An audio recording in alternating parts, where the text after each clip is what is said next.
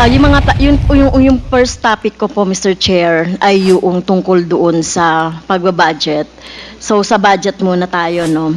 Noong 2022, involved ba kayo, Mr. Chair, sa ating dalawang sa budget, sa budgeting ng Office of the Vice President? Yes, Mr. Chair. Buong ng 2022. Kailan kayo napasok po sa OVP? I have been with the OVP since 2014. Okay. How about Ma'am Edeline? I have been with OVP since 2017, ma'am.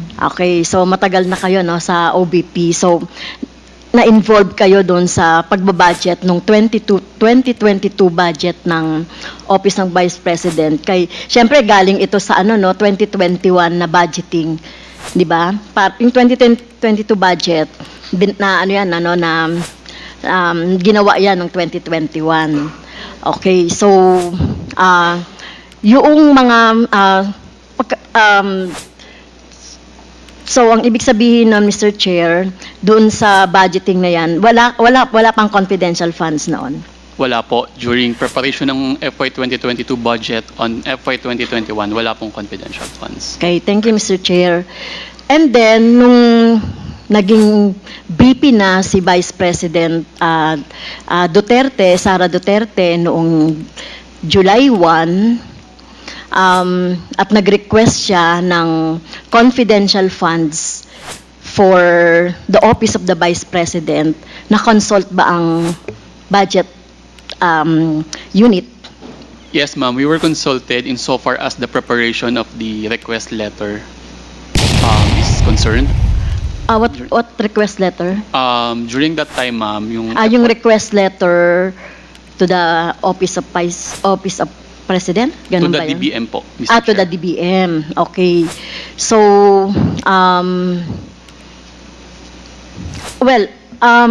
doon po sa preparation ng letters, so syempre, nag-request ng budget, 125 for confidential funds.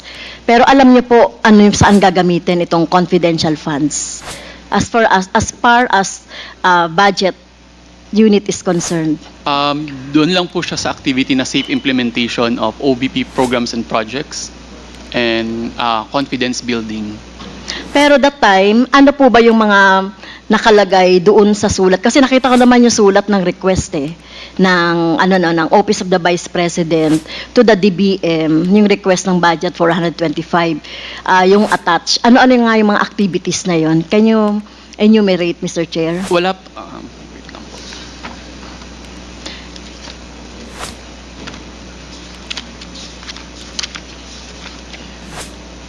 Mr. Chair, doon po sa letter, can I just read the portion of the letter, ma'am? Yeah. Okay.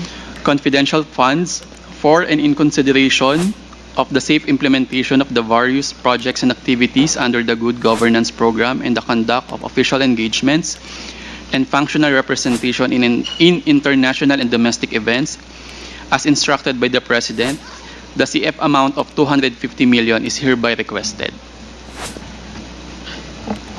Yeah, yung 250 million ang request, pero ang nag-grant ay 125. That's correct po, Mr. Chair. Yes. Okay. Pero yung mga, Mr. Chair, yung mga projects and programs na yon under yung 125 million, mga project pa ito which was conceptualized during the Vice President Robredo, right? O meron siyang ipinasa si Vice President Duterte na iba pang mga programs that would cover yung confidential funds? Insofar as the projects, ma'am, I think I would say the projects of the then Vice President and the new Vice President during that time is almost similar. These are all social services, medical and burial, the livelihood, the disaster operations, and the likes. Yes. Okay. So ibig sabihin wala siyang idinagdag na programs aside from doon sa which was budgeted during the time ng 2021. Yes, and as far as I recall, ma'am, wala namang pong unique or kakaiba na ginawa during the second period of 2021. Yes, so Mr. Chair, ang sunod na tanong ko, di ba kayo nagtaka? Kasi during the the stint of the Vice President Robredo, wala siyang confidential funds in implementing the various projects, no. Pero ito, last quarter na nga lang ay nag-request pa ng confidential funds. Did you not question it?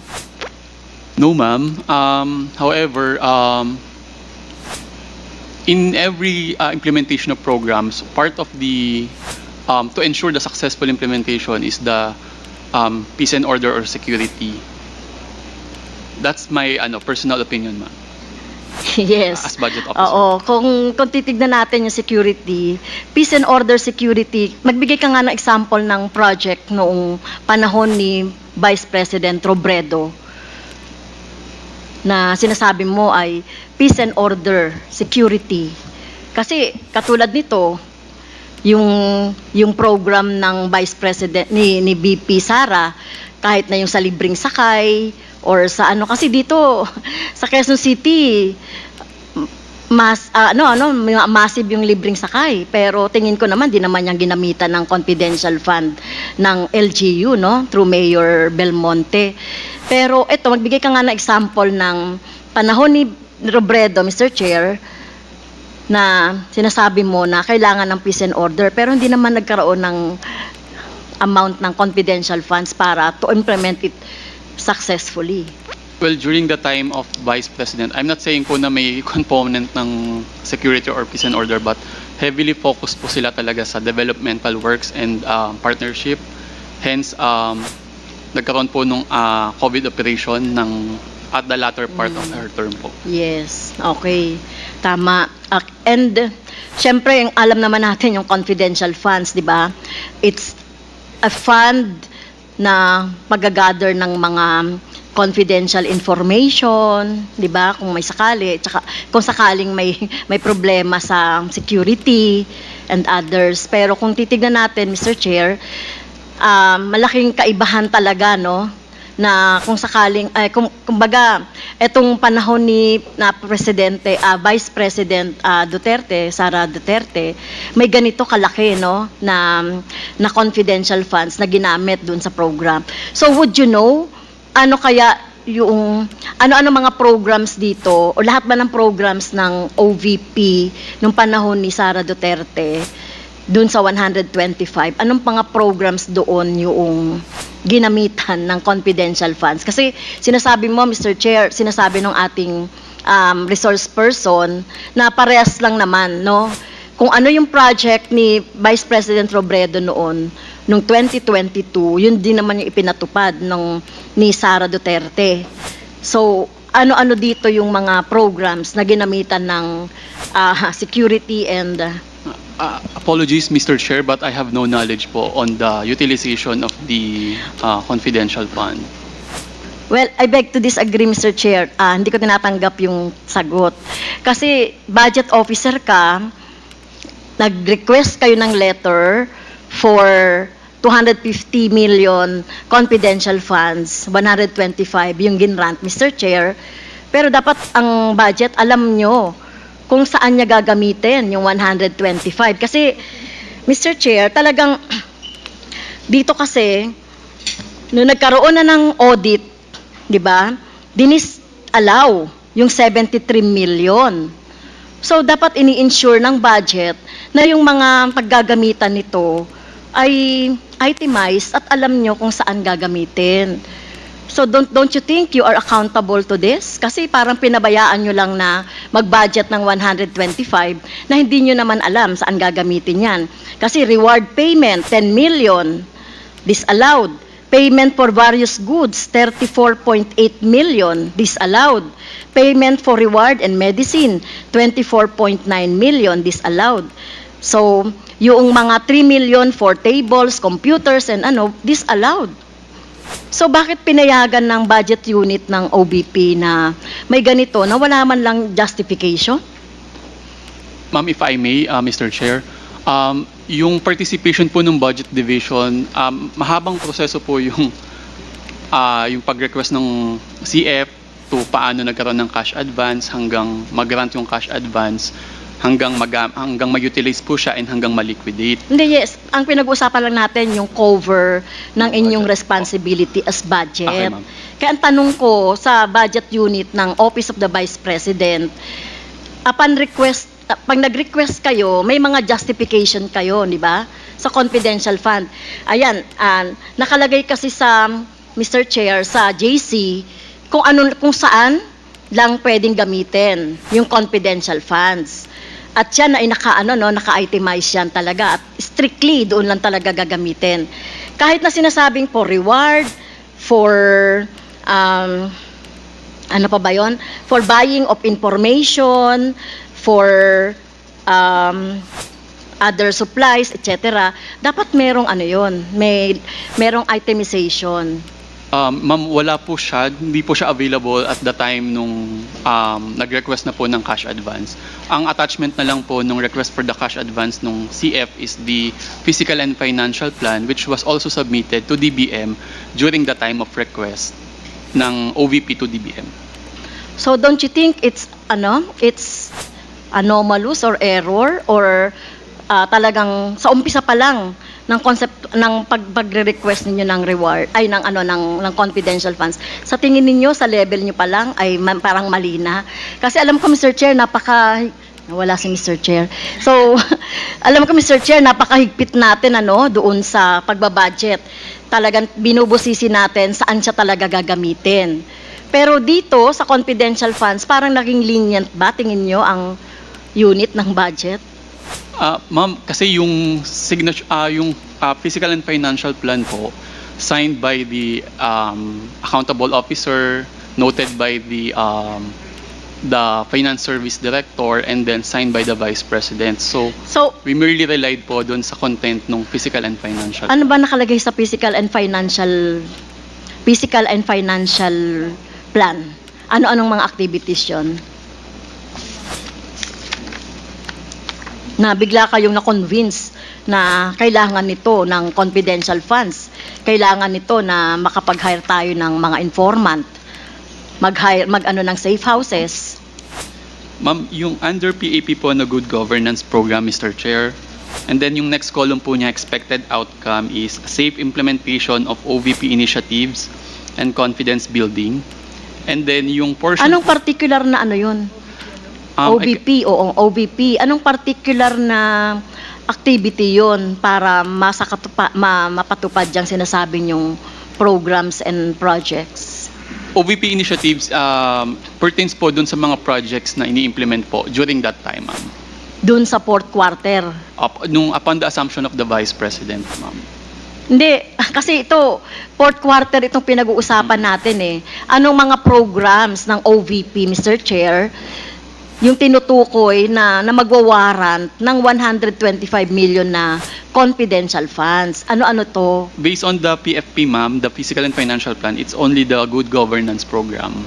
Under sa Good Governance Program, ano-ano itong mga program? Wala na pong nakaspecify, ma'am, sa Physical and Financial Plan. So Mr. Chair, doon pa lang talagang nakikita na natin, talagang very lenient. Hindi naka-specify. 125 yan, Mr. Chair. So hindi ba na-realize ng office yung unit ng budget na napakalaking halagan? Don't you think you are accountable dito? Kasi, Mr. Chair, dahil meron ng notice of disallowances, don't you think you are accountable to this? Kung sakali na hindi ito ma-justify at ito nga nakikita na natin yung mga misuse nito, don't you think, Mr. Kevin, you are accountable to this? Kasi part ka nung nagpirma dun sa mga budget na yan. Tsaka yun. Based po dun sa joint circular, the accountability of accountable officer would depend dun sa degree of participation. Yeah. Okay. So, ikaw, tingin mo ba may accountability ka rito? Well, ma'am, as a budget officer, yung pinirmahan ko po is, na sinucertify ko po na may allotment na na-receive ang OVP insofar as confidential expense is concerned, ma'am. Which na-release naman po yung SARO. So that's my basis po to sign na may... How about yung accountability mo nung hindi mo ginamit yung iyong, alam ang tawag dito, yung discernment or yung inyong pag-analyze saan gagamitin ito. Kasi doon pa lang talaga magsisimula yung pag-grant. Otherwise, hindi na grant ito kung nabusisi mo ng husto o nabusisi ng husto ng budget unit ng OVP ang paggagamitan nito. Remember 11 days lang ito na na-implement itong mga programs na ito. 105 activities, no, nakalagay dito, no, na inatinan mismo ng Vice President. Ano-ano itong mga 105 activities na nakalagay diyan? Nakita mo ba to? Yung 105 activities, saan-saan? No, Mr. Chair. Paano? O, di ba? So talagang tingin ko, Mr. Chair, meron ding pananagutan dito, no, yung budget unit dahil sa pag-approve, no, o yung pag-certify na merong budget na request, no, sa kung saan man yan na request, no, sa Office of the President, etc. Okay, next, Mr. Chair. Thank you, Sir Kevin. Dito po, Mr. Chair, sa notice of disallowance, naka-attention po dito, Mr. Chair, si Ma'am Julieta Villa del Rey. Tama po ba? Nakita niyo po ba itong August 8, 2024 na ND? Yes, Your Honor. Yes. So, as a Chief Accountant, ano po yung papel ninyo po sa confidential funds? As Chief Accountant, Your Honor, I ensure in the processing of issuance of cash advance, and I ensure that it is covered by allotment. It is covered by approved banding. There is a special order that designating the special disbursing officer. I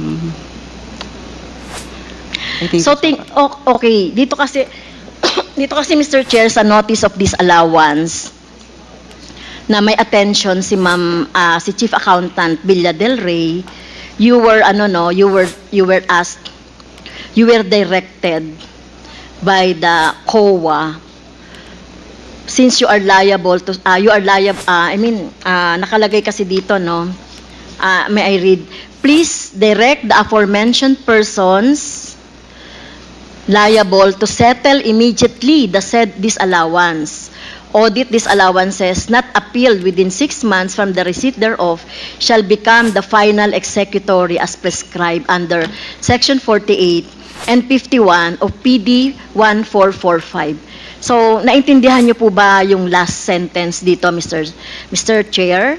Since kasama kayo, no, sa mga persons responsible, aside from Vice President Duterte, si Gina Acosta, at unfortunately, Mr. Chair, si Ma'am Villa del Rey as Chief Accountant, no, for 34 years, tama ba? Chief Accountant po kayo ng for 34 years in the public service.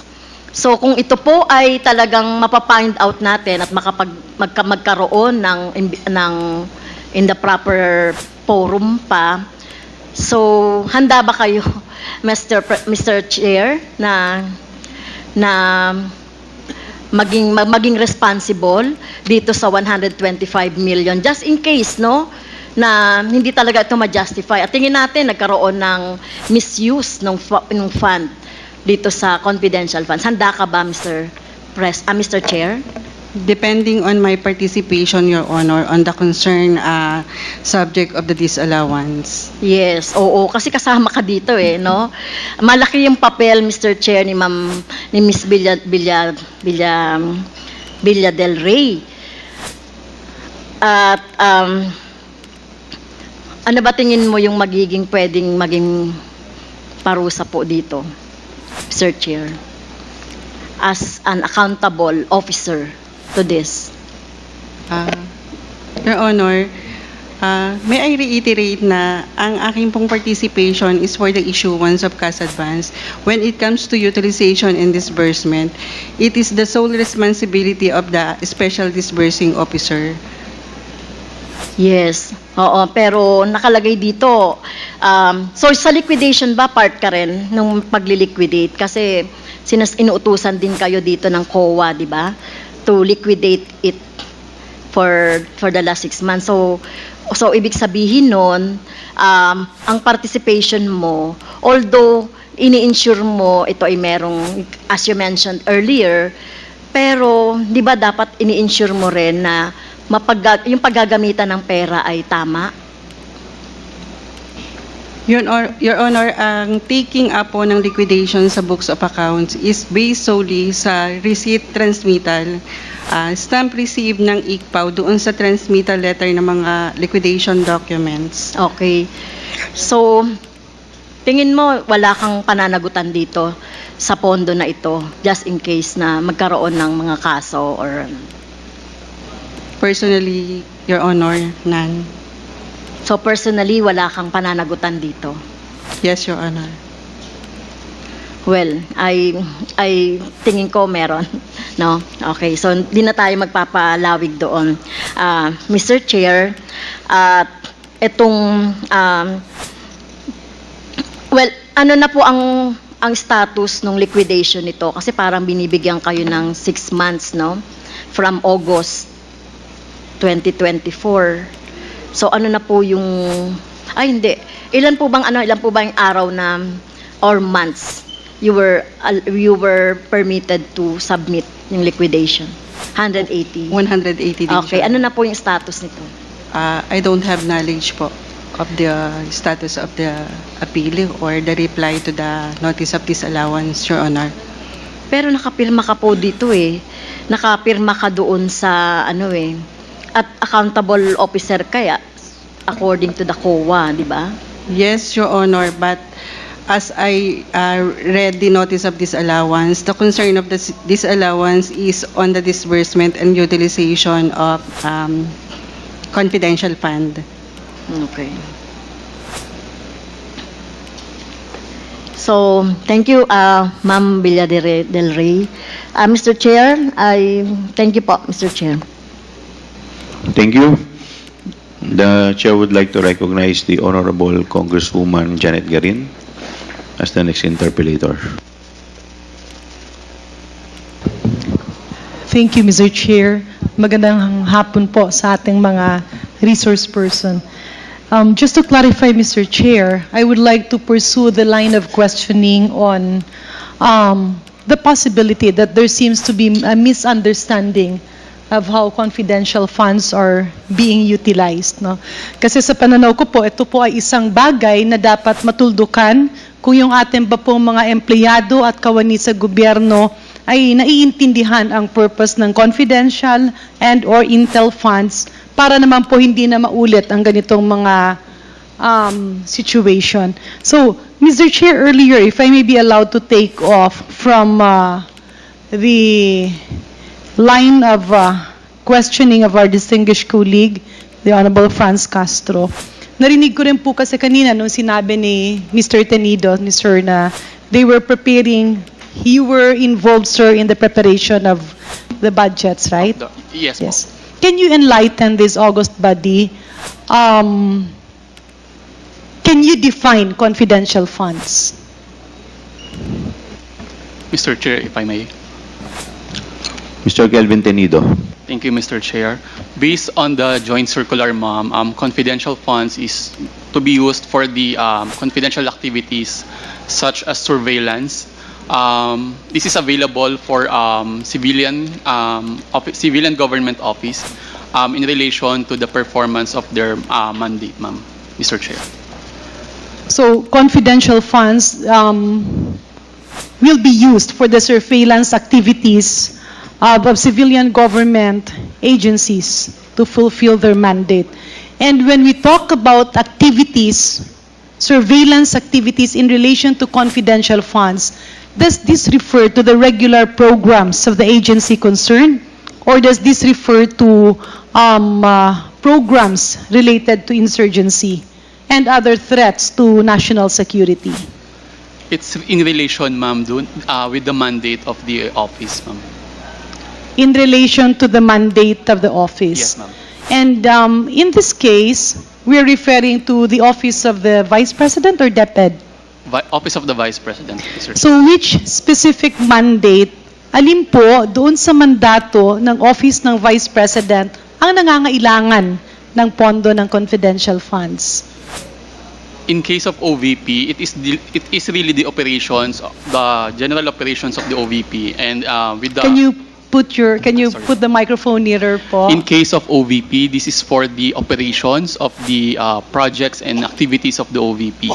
The entirety of the... So how do you differentiate, Mr. Chair, yung pondo for the regular programs of the OVP vis-a-vis the confidential funds? Confidential fund or confidential expenses, as they labeled it as in the GAA, is part of the overall budget of the OVP. The confidential expense or the confidential fund is not a separate item on top of the either good governance or socio-economic program delivery. It is within that program, ma'am. So, Mr. Chair, distinguished colleagues, ang pagkaintindi ko, ang sinasabi po ni Mr. Tenido, itong budget is the regular budget, and ito namang confidential fund is another budget that seems to be an augmentation of the agency budget. Yan po ang pagkaintindi niyo, sir. Can you repeat, Mr. Chair? Sorry. Ang pagkaintindi ko po, Mr. Chairman, dun sa sagot ni Mr. Tenido, yung confidential funds appears to be an augmentation of the existing funds of the department concerned or the office concerned. I can't really say that it is an augmentation, but it's part of the budget, agency-specific budget of one office. So, Mr. Chair, I believe this is where the problem lies. Kasi tila, pasensya na po, no? Tila hindi naiintindihan nung mga naghahawak ng pondo kung para saan ang confidential funds. I really didn't want to ask questions. Pero kanina ko pa kasi naririnig, Mr. Chair, paulit-ulit, tila umiikot po tayo, hindi natutuldukan. Either there is an intention to deviate from what should be discussed, either that is unintentional or intentional. Kasi sa pagkakaintindi ko at sa sinabi naman inamin ni Mr. Tenido, ang confidential funds ay ginagamit for surveillance activities of civilian government agencies. And that is different from intel funds because it's the same thing, surveillance activities for military personnel and intel practitioners. Parang ganun po. In other words, ang confidential fund ay gagamitin mo sa surveillance activities ng opisina kaakibat sa mga programa in relation to either terrorism and other activities that pertains to threats to national security. Can you confirm this, Mr. Tenido? Yes, Mr. Chair, I confirm. So, kinukumpirma niyo po ang sinasabi ko. Ulitin ko lang, Mr. Chair, no? So that we will be on the same road path. Yes, please continue. Okay. Linawin natin. Kasi kanina, tila, ang mga napag-uusapan, yung confidential funds ay pondo sa departamento ng Office of the Vice President and other civilian agencies that is dealing with specific programs and projects.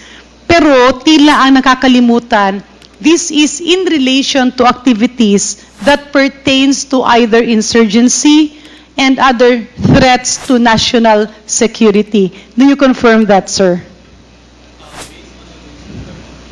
I Sorry. confirm, ma'am. I confirm, ma'am, based on the joint circular. So on the joint circular, merong purpose. So nasabi niyo rin po kanina na kayo po ang gumawa ng proposal or justification. If I may quote nga, you also mentioned, napakahaba ng proseso ng budget process at hindi madali ang inclusion ng confidential funds in an agency, either the OVP, DepEd, or other government agencies. Tama po ba, sir?